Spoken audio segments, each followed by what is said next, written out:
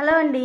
ఆదిత్య విడాకులు ఇవ్వడంతో ఆనంది అయితే ఆదిత్య విడాకుల నోటీస్ చూసి ఒక్కసారిగా ఆనంది తీసుకున్న పెద్ద నిర్ణయం, అసలు ఏ నిర్ణయం ఏం తీసుకుంది అనేది తమ్నెల్లో చూశారు కదా. మరి ఇంకెందుకు లేటు, మన ఛానల్ని ఫస్ట్ టైం ఎవరైనా చూస్తున్నట్టయితే ప్లీజ్ సబ్స్క్రైబ్ చేసుకొని సపోర్ట్ చేయండి. మీ సపోర్ట్తో నేను ఇంకా మంచి మంచి వీడియోలు ఎప్పటికప్పుడు పోస్ట్ చేస్తూ ఉంటాను. సో లేట్ చేయకుండా వీడియోలోకి అయితే వెళ్ళిపోదాము. వీడియోలోకి వెళ్ళే ముందు ఒక చిన్న రిక్వెస్ట్, ఎప్పుడు చెప్పే రిక్వెస్ట్ అనమాట. మళ్ళీ ఏంటి సిస్టర్ అదే రిక్వెస్ట్ చెప్పొద్దు, లేట్ చేయకుండా వీడియోలోకి అయితే వెళ్ళిపోదాము అని చెప్పి అనండి. వీడియో నచ్చితే తప్పకుండా మీ ఫీడ్బ్యాక్ ఇవ్వండి, ఎలా ఉంది ఏంటనేది. సో ఈ స్టోరీ బాగాలేదు, ఇంకేదైనా స్టోరీ మార్చండి అన్న మారుస్తానమాట. లేట్ చేయకుండా వీడియోలోకి వెళ్తున్నాను. ఆనంది అయితే ఇంకా ఆదిత్య తలుపేసుకోవడంతో చాలా బాధపడుతూ ఉంటుంది. బాధపడుతున్న ఆనందిని అయితే చైతన్య, వదిన నువ్వేం బాధపడ మాకు, అన్నయ్య కొంచెంగా మిమ్మల్ని అర్థం చేసుకుంటాడు. ఇప్పుడు శ్రీను అలా తాళి కట్టడం కూడా తప్పు కదా వదిన అని చెప్పేసి ఇంకా శ్రీను చేసిన తప్పుని చైతన్య చెప్తూ ఉంటాడు. ఆనందికి కూడా కోపం వచ్చి చైతన్య ఇంకా చెప్పిన మాటలు పదే గుర్తు చేసుకొని ఆనంది అయితే శ్రీనుకి ఫోన్ చేస్తుంది. శ్రీను ఏడున్నావు, నువ్వు ఎక్కడున్నా కానీ మా ఇంటికి రమ్మని చెప్పి ఆనంది అయితే ఫోన్ చేస్తుంది. సరే అమ్మడి అని చెప్పేసి ఇంకా శ్రీను అయితే ఆనంది రమ్మంది అని చెప్పేసి ఇంకా శ్రీను వాళ్ళ అవ్వకి జరిగిందంతా చెప్తూ ఉంటాడు.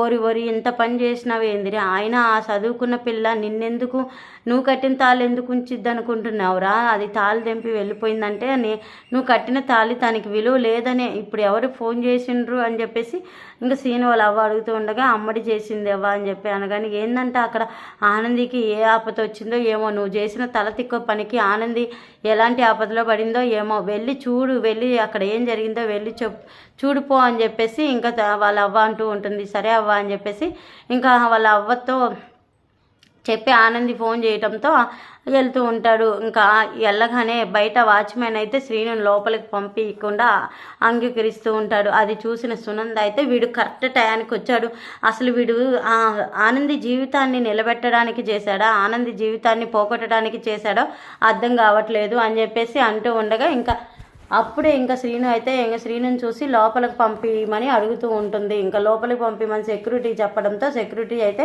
లోపలికైతే పంపిస్తూ ఉంటాడు. లోపలికి పంపించడంతో ఇంకా సెక్యూరిటీ ఇంకా అమ్మగారు మిమ్మల్ని రమ్మంటున్నారు వెళ్ళండి అని సెక్యూరిటీ అంటూ ఉంటాడు.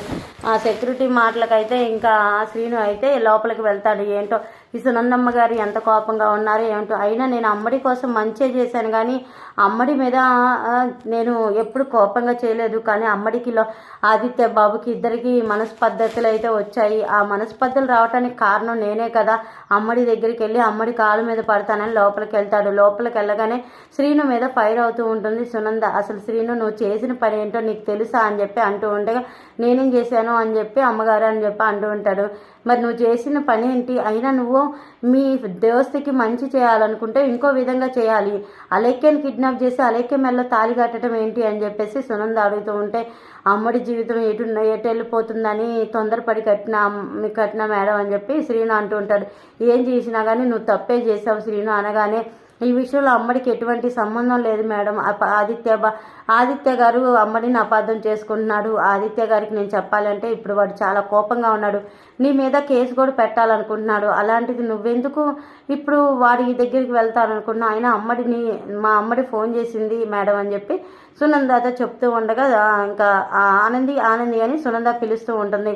సునంద పిలవటంతో ఇంకా ఆనంది అయితే శ్రీను వచ్చినావా రారా అని చెప్పి శ్రీనుని అయితే గార్డెన్లో తీసుకెళ్ళి మాట్లాడుతూ ఉంటుంది. ఏం శ్రీను, నువ్వు చేసిన పొరపాటుకి ఆదిత్య గారికి నా మీద కోపం వచ్చింది తెలుసా, అయినా ఇలాంటి పొరపాటు నువ్వెందుకు చేసావు శ్రీను అంటే, అది కాదమ్మడి నీ జీవితం ఎటో ఆగమవుతుందని భయంతో చేసినా తప్పితే నీకు ఆదిత్య బాబుకి మధ్య ఇట్లా లొల్లి అవుతుందని తెలియదు అమ్మడి, నన్ను క్షమించు అనగానే వీళ్ళిద్దరూ మాట్లాడుకోవటం కిటికీలో గుండా ఆదిత్య చూస్తూ ఉంటాడు. అయితే నేను అనుమానించింది తప్పు కాదు, ఇదంతా ఆనంది కావాలనే చేసింది కదా అని చెప్పేసి ఆలోచిస్తూ ఉంటాడు ఆదిత్య.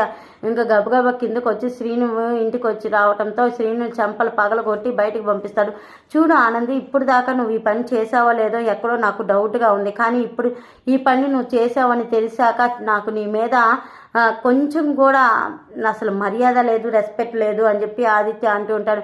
ఓ నువ్వు పెద్ద గ్రేట్ లాయర్ కదా, మరి నీ లాయర్ బుద్ధితోనే నువ్వు నీ నీ కేసును నువ్వే వాదించుకో అని చెప్పి ఆదిత్య అయితే ఇంకా ఆనందికి అయితే ఒక అస్త్రబాణం అయితే వదులుతాడు. ఆదిత్య ఏమన్నాడో ఏంటో ఆనందికి అర్థం కాదు. అయితే నెక్స్ట్ డే మార్నింగ్ అయితే పోస్ట్ మ్యాన్ అయితే కాగితాలు తెచ్చిస్తాడు. కాగితాలు తెచ్చియడంతో ఎవరికి కాగితాలని శశికాంత్ అడగానే ఓపెన్ చేసి చూడగానే ఆనందికి అని చెప్పి ఆనందికి ఎవరు పంపించారని చెప్పి ఓపెన్ చేసి చూస్తాడు. అందులో డైవర్స్ కాగితాలు ఆదిత్య సైన్ ఉండటంతో సునందని గట్టిగా అరుస్తూ ఉంటాడు శశికాంత్. చూసావా నీ కొడుకు ఏం చేశాడో అని చెప్పి అనగానే ఏం చేశాడండి అని సునంద అంటూ ఉంటుంది. నీ కొడుకు చూడు మరి నీ కోడలికి ఎలాంటి అన్యాయం చేయాలనుకుంటున్నాడు అని శశికాంత్ అయితే ఆ కాగితాలని సునంద చేతిలో పెడతాడు. సునంద చేతిలో పెట్టడంతో ఆ సునంద కూడా షాక్ అయిపోతుంది. ఇప్పుడు ఈ కాగితాలు ఆనంది చూస్తే ఎంత బాధపడుతుంది. అయినా వీడేంటి ఇలా బుర్ర లేని పని, బుద్ధి తక్కువ పని చేస్తున్నాడు, పదండి అడుగుదామని ఆనందికి తెలియకుండా ఆదిత్యాన్ని కలవడానికైతే వెళ్తూ ఉంటాడు. ఆదిత్య అయితే మమ్మీ నేను కొన్ని కాగితాలు ఆనందికి పంపించాను అందిని అంటే ఆదిత్య నువ్వు చేసిన పని ఏమైనా నీకు అర్థమవుతుందా అని చెప్పి అంటూ ఉంటే అర్థమవుతుంది మమ్మీ, ఆ కాగితాలు ఆనందికి చేరేలాగా మీరు చేస్తారా నన్ను చేయమంటారా? ఆనంది అని ఆనందిని పిలుస్తూ ఉంటాను. ఆనందిని పిలవటంతో ఆనంది అయితే ఆదిత్య గారు నన్ను పిలుస్తున్నారని చాలా హడావుడిగా వస్తూ ఉంటుంది.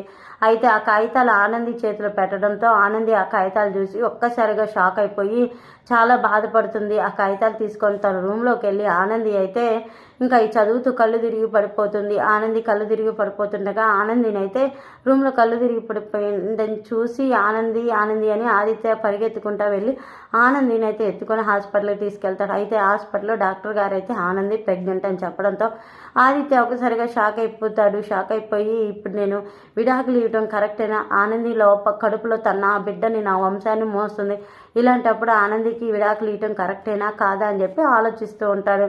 ఇంకా ఆలోచిస్తున్న సునంద అయితే చూసావా ఆదిత్య నువ్వు ఆనందిని అపార్థం చేసుకుంటున్నావని ఆ దేవుడికి కూడా ఇష్టం లేకే మీ ఇద్దరి మధ్య ఒక పసి ప్రాణాన్ని పంపిపోతున్నాడు అని చెప్పి సునంద అంటుంది. చూద్దాం మరి ఏం జరుగుతుంది ఏంటి. మరి ఆనంది అయితే నిజంగా ఆ జీవన కలగన్నట్టు తన బాతులోకి వెళ్ళిపోతుందా లేదా పోరాడి గట్టిగా ఆదిత్యాన్ని తన పెళ్లి బంధాన్ని కాపాడుకుంటుందా లేదా అలేఖ్యాకే తన పెళ్లి బంధాన్ని అప్పచెప్పి వెళ్తుందా అనేది నెక్స్ట్ వీడియోలో చూద్దాం. చూసారా కదండి, ఈ వీడియో నచ్చితే తప్పకుండా like share and subscribe. Thank you for watching. మరొక వీడియోతో మళ్ళీ కలుసుకుంటాం. అంతవరకు టేక్ కేర్ ఫ్రెండ్స్, బాయ్.